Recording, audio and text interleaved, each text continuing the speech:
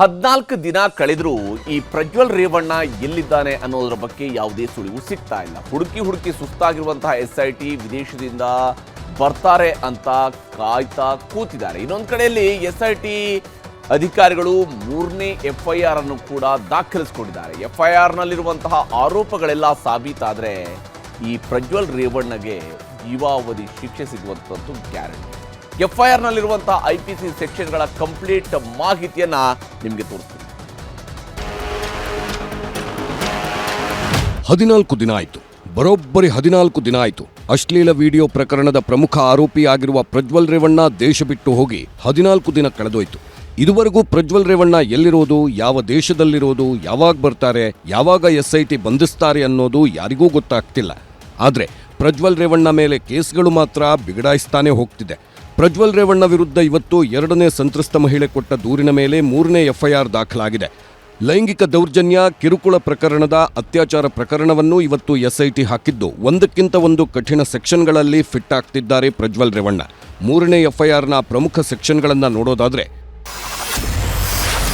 IPC section 376 class 2 ಸಬ್ class K ಅಡಿ ಒಪ್ಪಿಗೆ ನೀಡದ ಮಹಿಳೆ ಮೇಲೆ ಅತ್ಯಾಚಾರ ಎಸಗಿದ್ದು ಅಂತ FIR ಹಾಕಿದ್ದಾರೆ. ಈ ಆರೋಪ ನಿಜ ಅಂತ ಸಾಬೀತಾದರೆ ಕನಿಷ್ಠ 10 ವರ್ಷ ಜೈಲು ಶಿಕ್ಷೆ, ಗರಿಷ್ಠ ಜೀವಾವಧಿ ಶಿಕ್ಷೆನೂ ಆಗಬಹುದು. 2ನೇ IPC ಸೆಕ್ಷನ್ 376 ಕ್ಲಾಸ್ 2 ಸಬ್ ಕ್ಲಾಸ್ ಎನ್ ಅಡಿ ಅತ್ಯಾಚಾರ ಮಾಡಿದ್ದು, ಜೊತೆಗೆ ಅತ್ಯಾಚಾರದ ವೇಳೆ ದೈಹಿಕ ಹಿಂಸೆ ಕೊಟ್ಟಿದ್ದು ಅಂತ ಕೇಸ್ ಫಿಟ್ ಆಗಿದೆ. ಇದು ಪ್ರೂವ್ ಆದರೆ ಈ ಕೇಸ್ನಲ್ಲೂ ಕನಿಷ್ಠ 10 ವರ್ಷಗಳಿಂದ ಗರಿಷ್ಠ ಜೀವಾವಧಿ ಶಿಕ್ಷೆ ಆಗಬಹುದು ಅನ್ನುತ್ತೆ ಕಾನೂನು. IPC ಸೆಕ್ಷನ್ 354 ಕ್ಲಾಸ್ ಎ ನಡಿ ಮಹಿಳೆ ಮೇಲೆ ಲೈಂಗಿಕ ದೌರ್ಜನ್ಯ ಎಸಗಿದ್ರು ಅಂತ FIR ಆಗಿದೆ. ಈ ಸೆಕ್ಷನ್ ನಡಿ ಆರೋಪ ಸಾಬೀತಾದರೆ ಗರಿಷ್ಠ 3 ವರ್ಷಗಳವರೆಗೆ ಜೈಲು ಶಿಕ್ಷೆ ಗ್ಯಾರಂಟಿ. ಇನ್ನು IPC ಸೆಕ್ಷನ್ 354 ಕ್ಲಾಸ್ ಬಿ ಅಡಿ ಮಹಿಳೆಯನ್ನ ಬಲವಂತವಾಗಿ ವಿವಸ್ತ್ರಗೊಳಿಸಿ ಆಕೆ ಮೇಲೆ ಬಲಪ್ರಯೋಗ ನಡೆಸಿದ್ರು ಅಂತ ಉಲ್ಲೇಖಿಸಿದ್ದು ಕನಿಷ್ಠ 3 ರಿಂದ 7 ವರ್ಷಗಳವರೆಗೆ ಜೈಲು ಶಿಕ್ಷೆ ಆಗುತ್ತೆ ಅನ್ನುತ್ತೆ ಕಾನೂನು.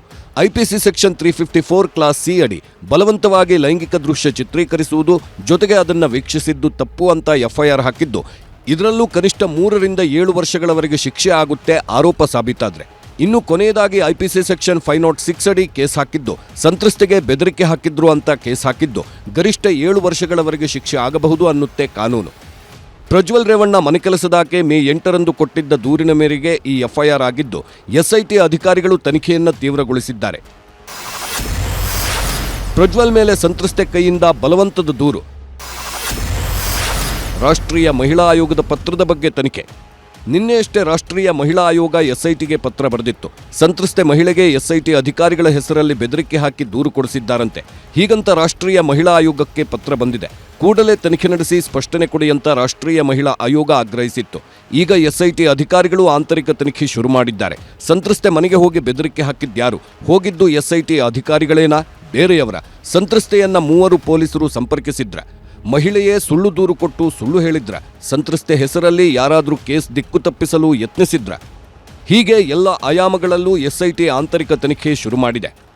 ಗೊತ್ತಿಲ್ಲ ಅದು ಯಾರು ಬೆದರಿಕೆ ಆಗ್ತಾ ಇದ್ದಾರೆ. ಅವ್ರಿಗೆ ರಾಷ್ಟ್ರೀಯ ಮಹಿಳಾ ಆಯೋಗ SIT ಅವರಿಗೆ ಮಾತಾಡಲಿ, ಅವರಿಗೆ ಏನು ಬೆದರಿಕೆ ಬಂದಿದೆ ಅವರಿಗೆ ತಿಳಿಸ್ಲಿ, ಆಮೇಲೆ ಅವ್ರು ಏನು ಕ್ರಮ ತಗೋಬೇಕೋ ತಗೊಳ್ತಾರೆ. ಹೇಳೋದಿಲ್ಲ ಅವರು. ಅವ್ರಿಗೇನು ಕಾನೂನು ಪ್ರಕಾರ ಅವ್ರಿಗೇನು ನಾವು ಮ್ಯಾಂಡೇಟ್ ಕೊಟ್ಟಿದ್ದೀವಿ ಆ ಪ್ರಕಾರ ಮಾಡ್ತಾರೆ. ವಿಡಿಯೋ ವೈರಲ್ ಆಗಿರ್ಬೋದು, ಸ್ಟೇಟ್ಮೆಂಟ್ಗಳು ಬರೋದಿರ್ಬೋದು, ಕಂಪ್ಲೇಂಟ್ಸ್ಗಳು ಬರೋದಿರ್ಬೋದು, ಅದೇನೇ ಬಂದರೂ ಅವರಿಗೆ SITನವರು ಅದನ್ನು ನೋಡ್ಕೊಳ್ತಾರೆ ಈ ಕೇಸಿಗೆ ಸಂಬಂಧಪಟ್ಟ ಹಾಗೆ. ಅಶ್ಲೀಲ ವಿಡಿಯೋ ಹರಿಬಿಟ್ಟಿದ್ದ ಪ್ರಜ್ವಲ್ ಬಂಧನ. ಹಾಸನ ಸಂಸದ ಪ್ರಜ್ವಲ್ ರೇವಣ್ಣರದ್ದು ಎನ್ನಲಾದ ಅಶ್ಲೀಲ ವಿಡಿಯೋ ಹರಿಬಿಟ್ಟಿದ್ದೇ ಪ್ರಜ್ವಲ್. ಆದರೆ ಈ ಪ್ರಜ್ವಲ್ HD ರೇವಣ್ಣನವರ ಮಗ ಅಲ್ಲ. ಚಿಕ್ಕಮಗಳೂರಿನ ಮೂಡಿಗೆರೆ ತಾಲೂಕಿನ ಸಂಸೆ ಗ್ರಾಮದವನು ಈ ಪ್ರಜ್ವಲ್. ಟ್ರೋಲ್ ಪೇಜ್ ಗ್ರೂಪ್ನ ಅಡ್ಮಿನ್ ಈ ಪ್ರಜ್ವಲ್. ಪ್ರಜ್ವಲ್ ರೇವಣ್ಣರ ವಿಡಿಯೋ ಮತ್ತು ಫೋಟೋಗಳನ್ನು ಸಾಮಾಜಿಕ ಜಾಲತಾಣಗಳಲ್ಲಿ ಅಪ್ಲೋಡ್ ಮಾಡಿದ್ದ ಆರೋಪ ಈತನ ಮೇಲಿದೆ. ಈ ಆರೋಪಿ ಪ್ರಜ್ವಲ್ ರೇವಣ್ಣ ಅವರ ಅಶ್ಲೀಲ ವಿಡಿಯೋಗಳು ಎಂದು ಫೇಸ್ಬುಕ್, ಯೂಟ್ಯೂಬ್, ಇನ್ಸ್ಟಾಗ್ರಾಂನಲ್ಲಿ ಅಪ್ಲೋಡ್ ಮಾಡಿದ್ದ. ಹಾಗಾಗಿ IPC ಸೆಕ್ಷನ್ 67A ಕಲಂ ಅಡಿಯಲ್ಲಿ ಪ್ರಕರಣ ದಾಖಲಿಸಿಕೊಂಡು ಪ್ರಜ್ವಲ್ನನ್ನ ಕುದುರೆಮುಖ ಠಾಣೆ ಪೊಲೀಸರು ಬಂಧಿಸಿದ್ದಾರೆ.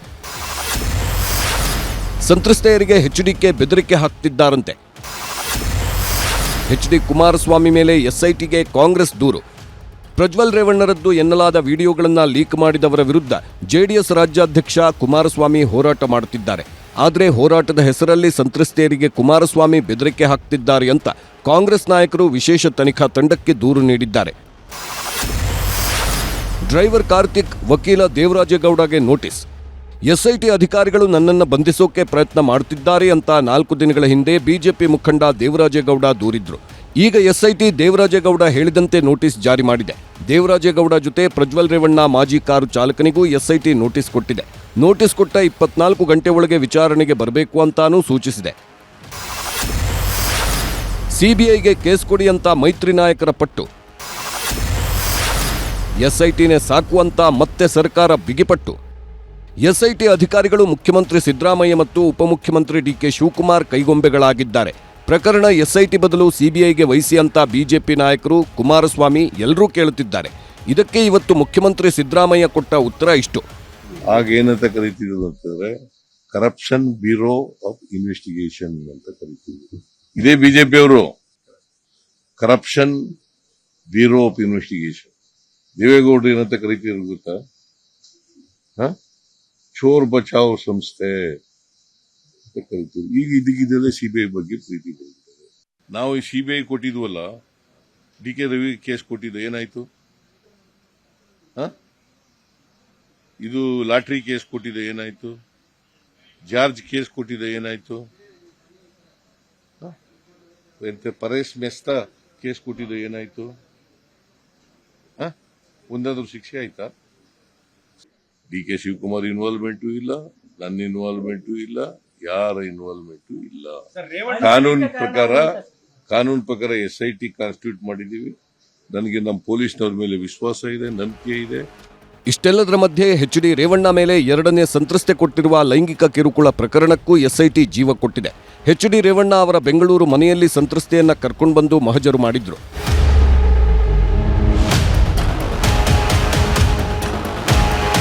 ಒಟ್ನಲ್ಲಿ ಅಪ್ಪ ಮಗನ ಮೇಲೆ ಲೈಂಗಿಕ ಕಿರುಕುಳ ಕೇಸ್ಗಳು ಕಾನೂನಿನಡಿ ಕಠಿಣ ಆಗ್ತಾನೆ ಹೋಗ್ತಿದೆ.